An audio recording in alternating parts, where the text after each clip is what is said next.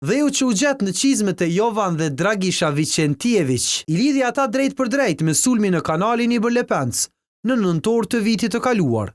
Kjo u bë e mundur fal analizave që FBI ja ofroi autoriteteve të Kosovës, siç përshkruhet në aktakuzën e ngritur këtë të martë nga Prokuroria Speciale ndaj dy vëllezërve serb së bashku dhe ndaj serbi tjetër Igor Dimović, ku të njëjtit akuzohen për disa vepra penale, rrezikim të rendit kushtetues, kryerje të veprës terroriste dhe armbajtje pa leje. Përveç këtyre, Jovan Vicentjević akuzohet edhe për spionazh, pasi dyshohet se ka vepruar për shërbimin informativ ushtarak të Serbisë.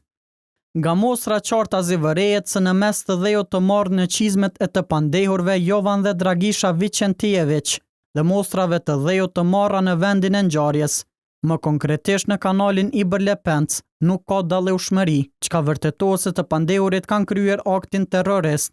Sipas aktakuzës, më 29 nëntor 2024, në fshatin Varak të Zubin Potokut, vëllezërit Vicentjević dhe persona të tjerë ende të pa identifikuar vendosën rreth 20 kg eksploziv TNT në kanalin Ibër Lepenc.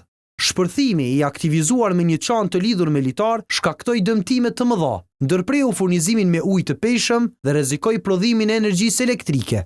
Dëmi vlerësohet rreth 400.000 euro. Kosova e cilësoi sulmin si akt terrorist, ndërsa Serbia si zakonisht mohoi çdo lidhje me të. Shënjestër.net